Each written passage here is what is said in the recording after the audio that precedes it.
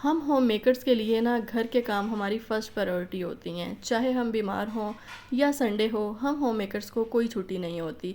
और हमारा घर जितना साफ़ सुथरा होता है ना, हम खुद को उतना ही फ्रेश और लाइट फील करते हैं। लेकिन गर्मियों में बहुत ज़्यादा लेज़ीनेस हम फील कर रही होती हैं और दिल करता है कि बस बंदा पंखे के नीचे बैठा रहे और कोई भी काम करने को ना हो। तो उस वक़्त हमने किस तरह से अपने घर के कामों को कम टाइम में निपटाना है, सिर्फ यही नहीं, इसके साथ साथ वक़्त और टाइम दोनों की बचत किस तरह से करनी है, आज की वीडियो में आपको देखने को मिलेगा। जल्दी से वीडियो को लाइक करके, चैनल को सब्सक्राइब करके बेल नोटिफिकेशन को प्रेस कर लें ताकि लेटेस्ट वीडियोस के नोटिफिकेशंस आपको मिलते रहें। अस्सलाम वालेकुम जी, कैसी हैं मेरी सब प्यारी प्यारी बहनें। आई होप कि आप सब ठीक होंगी। अच्छा, आज की वीडियो बहुत ही मज़े की होने वाली है, आपने इसे स्किप नहीं करना, एंड तक वॉच करना है, क्योंकि मैंने कोशिश की है कि अपनी एक दिन की पूरी रूटीन जो है ना, मैं आज की इस वीडियो में आपके साथ शेयर करूं कि मैं किस तरह से अपने घर को, किचन को मैनेज करती हूं, कौन सा काम किस टाइम पे करती हूं, जिससे टाइम सेविंग भी हो और मनी सेविंग भी हो। आप लोग वीडियो में इतना खो जाते हैं कि उसके बाद आप वीडियो को लाइक करना भूल जाते हैं। तो सबसे पहले वीडियो जब आप ऑन करते हैं तो उसी वक्त आप वीडियो को लाइक कर दिया करें, क्योंकि मैं मज़ीद मोटिवेट हो सकूं और अच्छे से अच्छी वीडियोस आप सबके लिए लेकर आऊँ। तो आज की सबसे पहली टिप हमारी ये है कि आपने शामी कबाब जो है ना, वो ज़रूर बना के रखने हैं। आप लोग अक्सर मेरी वीडियोस में देखते हैं, मैंने ये बना के फ्रीज़ किए होते हैं। कभी कभार ऐसा होता है कोई घर में नहीं होता, कोई गेस्ट आ जाता है, तो बंदा चाय शाय के साथ बना के सर्व कर देता है, और कभी खुद का भी दिल नहीं करता ब्रेकफास्ट में, और इसके अलावा लंच बॉक्स में भी बच्चे ले जाते हैं। तो इस तरह से बना के आपने फ्रिज में रखे हों तो आपके लिए बहुत ज़्यादा आसानी रहती है।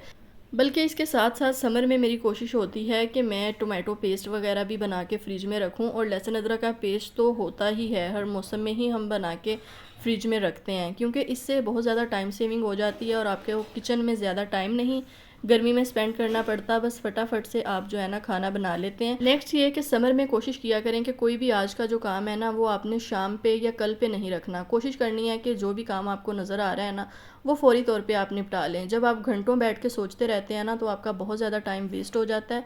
आप मेरी ये बात जो है ना, वो नोट कर लें, लिख के रख लें कि जब आपको कोई काम करने को दिल ना कर रहा हो ना, कोई मेस क्रिएट हुआ हो, जब आप उठ के उस काम को करने लगेंगी ना, तो आपने टाइम नोट कर लेना है। आप बिलीव करें कि 5 to 10 मिनट्स लगते हैं और आपका वो काम कंप्लीट हो जाता है, जिसे आप घंटों सोचने में लगा देते हैं। नेक्स्ट ये कि किचन में जब भी आपने खाना शाना बनाने के लिए जाना है ना, तो आपने कोशिश करनी है कि साथ के साथ आपने जो भी बर्तन वगैरह धुले हुए हैं या जो भी क्लटर है, जो भी समेटने वाली चीज़ें हैं ना, वो आपने साथ साथ ही ऑर्गेनाइज़ कर लेनी है। ये नहीं कि सालन में चम्मच लगा के आप आके टीवी देख रही हैं या आप पंखे की हवा लेने के लिए रूम में आ गई हैं।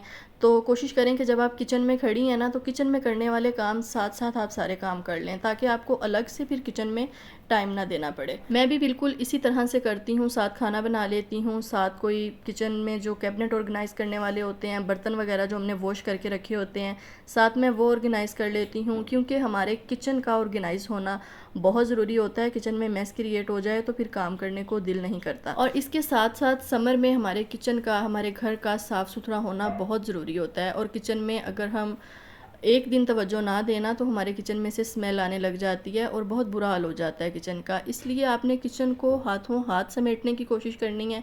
कोई भी किचन का काम आपने शाम के लिए या कल के लिए नहीं छोड़ना। Next most important thing, decluttering. आपने डेली किचन में 5 to 10 मिनट्स की जो डीक्लटरिंग है ना, वो ज़रूर करनी है। इससे आपका किचन बहुत साफ़ सुथरा और ऑर्गेनाइज है। नेक्स्ट टिप हमारी ये है कि जैसा कि आजकल समर है और गर्मी में दिन के टाइम बिल्कुल भी बाहर निकलने को दिल नहीं करता, तो घर के बाहर से करने वाला जो भी काम होता है ना, वो मैं शाम में जाके कर लेती हूँ। कुछ मुझे किचन के लिए लेके आना है या इसके अलावा जो भी घर के बाहर का काम होता है ना, जिस दिन मुझे करना होता है उस दिन मैं शाम के टाइम वो काम कर लेती हूँ।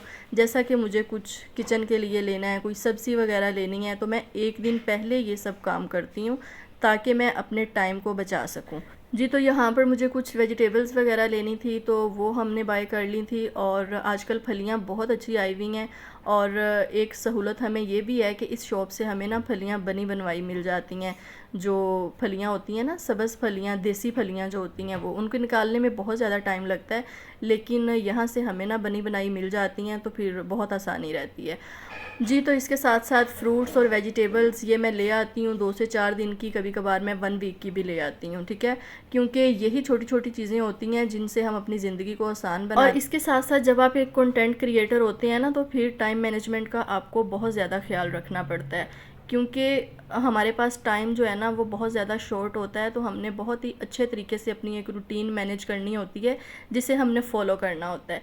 नेक्स्ट ये कि डिक्लटरिंग की बात हो रही थी, तो 5 टू 10 मिनट्स का अगर हम डिक्लटर कर लेते हैं ना, जैसा कि डेली की जो ग्रोसरी आती है, कोई दूध आता है, दही आता है, या कोई जूस की बोतल होती है, इस तरह की चीज़ों को जो वेस्ट वाली होती हैं ना, वो आपने साथ के साथ ही वेस्ट कर देनी है, अपने किचन में नहीं रखनी, क्योंकि इससे बहुत ज़्यादा किचन में मेस क्रिएट हो जाता है। बहुत बार हम ऐसी बहुत सारी बॉटल्स और ये शॉपिंग बैग्स वगैरह संभाल संभाल के रखते रहते हैं, और वो हमारे इस्तेमाल में भी नहीं आते, और किचन में बहुत ज़्यादा मेस भी रहता है। और इसके साथ साथ जब भी आप ग्रोसरी ऑर्गेनाइज़ करें या आप वेजिटेबल्स वगैरह लेकर आएँ, तो इन चीज़ों को ऑर्गेनाइज़ करने से पहले एक बार आपने कैबिनेट को क्लीन कर लेना है। या जिस तरह से ये बकेट है, इसमें मैं प्याज वगैरह रखती हूँ, तो इसमें मैंने प्याज डालने से पहले एक बार इसे अच्छे से साफ़ कर लिया था। छोटी छोटी क्लीनिंग टिप्स और क्लीनिंग हैबिट्स जो होती हैं ना, ये हमें ज़्यादा टाइम टेकिंग कामों से बचा देती हैं अगर हम डेली थोड़ा थोड़ा इस तरह से काम कर लेते हैं तो।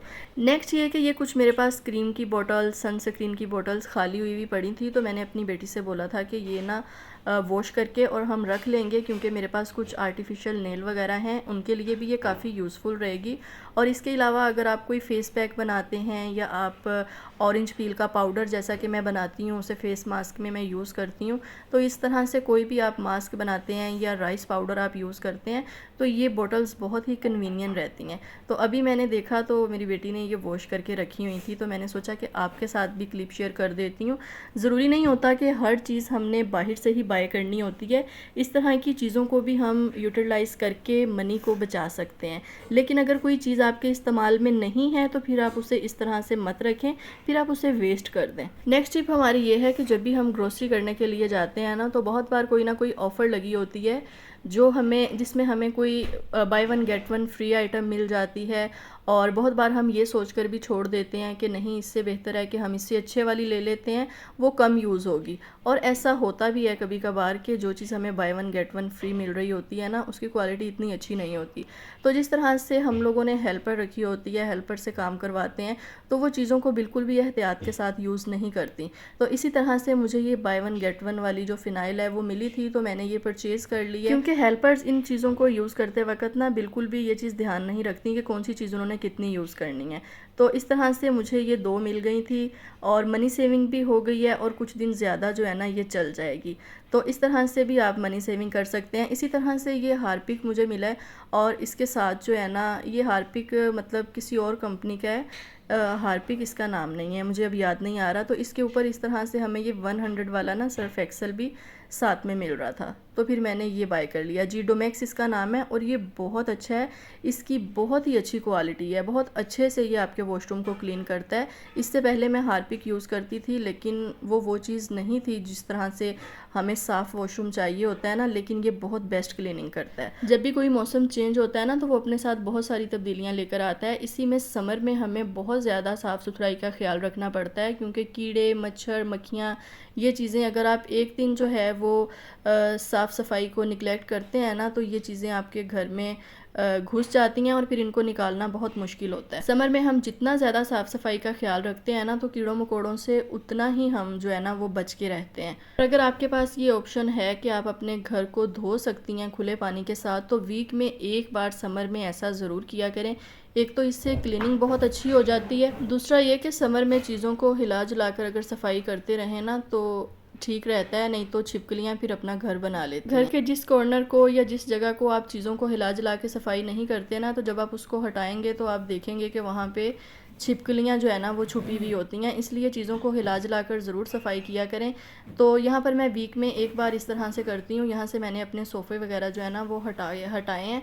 यहाँ पे मेरा जो लाउंज का सोफ़ा है ना वो होता है, तो इसको इस तरह से हटा के मैं एक बार वीक में फ़िनाइल से धुला लेती हूँ, जिससे बहुत अच्छी साफ़ सफाई हो जाती है। जब आप एक बार धो लेते हैं ना, तो वो चमक फ़र्श में जो है मोप लगाने से नहीं आती। तो यहाँ पर जी साथ साथ मैंने खाना भी बनने के लिए रख दिया था, क्योंकि इसके बाद मुझे वीडियो भी अपलोड करनी थी। तो मैंने सोचा कि साथ साथ मैं सफाई करवाती रहूँगी, और साथ साथ मैं हंडिया बनने के लिए रख देती हूँ, ताकि वो साथ साथ पक जाए। जब तक मैं फ्री होंगी तो खाना भी बन जाएगा। याद रखें, घर के कामों में कोई भी जो है वो शुरू से ही एक्सपर्ट नहीं होता। वक्त के साथ साथ इंसान सब कुछ सीख जाता है। ख़ुद को इम्प्रूव करने की कोशिश करते रहें तो आप एक दिन इतने एक्सपर्ट हो जाते हैं कि आप सब चीज़ें जो है ना वो एक साथ हैंडल कर लेते हैं।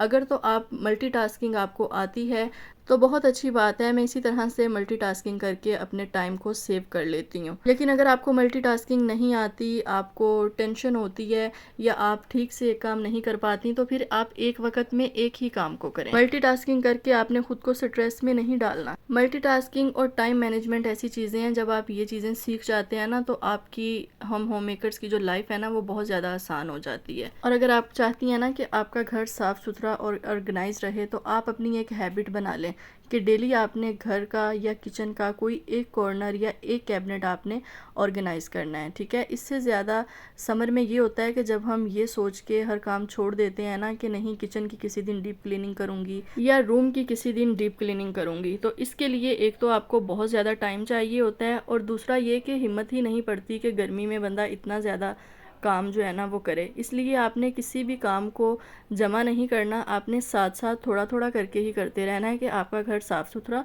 और ऑर्गेनाइज रहे। बिल्कुल इसी तरह से आपने अपनी कबर्ड को भी ऐसे ही ऑर्गेनाइज रखना होता है। ये नहीं कि कभी कभार बस 6 माह के बाद अलमारी को ऑर्गेनाइज़ किया है या गर्मियों में कर लिया या सर्दियों में कर लिया, इस तरह से बिल्कुल भी नहीं आपने करना होता है। मैं ये करती हूँ, ज़्यादातर मेरी यही रूटीन होती है कि वीक में एक बार मैं लॉन्ड्री करती हूँ और जिस दिन लॉन्ड्री करती हूँ नेक्स्ट डे जब मैं कपड़ों को फ़ोल्ड करके और रख रही होती हूँ ना अलमारी में, तो सबसे पहले मैं अपनी सारी कबर्ड्स को, बच्चों की, अपनी सारे जो होते हैं ना कैबिनेट्स, उनको मैं ऑर्गेनाइज़ करती हूँ और करने के बाद उसके बाद जो कपड़े मैंने फ़ोल्ड किए होते हैं ना फिर मैं वो अलमारियों में रखती हूँ। इसी तरह से वीक में एक बार भी आप अपनी कबर्ड्स को ऑर्गेनाइज़ कर लेते हैं ना तो पूरा वीक आपका बहुत ही अच्छा गुजर जाता है। जब आप सोचते रहते हैं ना कि ये काम आपको करना है लेकिन ये आपसे नहीं होगा, ये बहुत टाइम लग जाएगा या ये काम बहुत मुश्किल है, तो कोशिश किया करें कि उस काम को सबसे पहले करके स्ट्रेस फ्री हो जाएं, क्योंकि 10 से 15 मिनट लगते हैं किसी भी काम को करने में, किसी भी क्लटर को समेटने में